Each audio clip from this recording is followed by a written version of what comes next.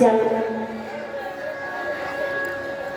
মাগো ওই যে ভাই বলা বন্ধু বলা আত্মীয় পরিজন দুদিনের দেখা মাত্র, শেষের দিনে তারা যাবে সঙ্গে, যাবে না এমনটা না, যাবে কোন পর্যন্ত? শ্মশান ঘাট পর্যন্ত। তারপরে কি আর যাবে? যাবে না।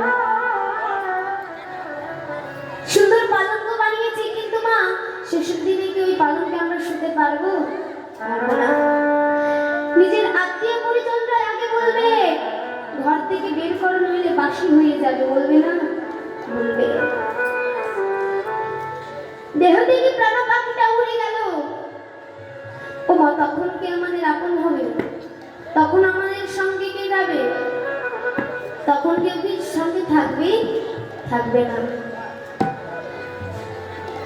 যখন দেহ ছিল, দেহে প্রাণ ছিল, তখন ভাই বন্ধু সকলে ছিল।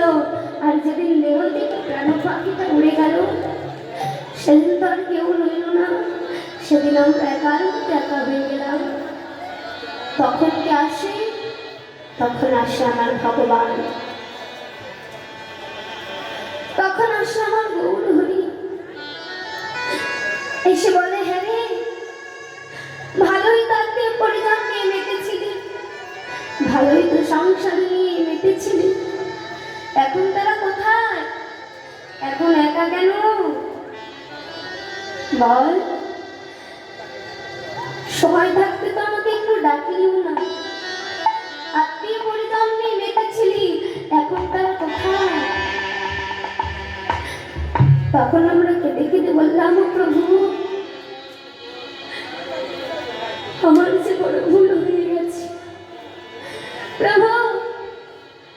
ওই সংসারে মায়া জালে আবদ্ধ হই আমার যে তোমার কথা মনে ছিল না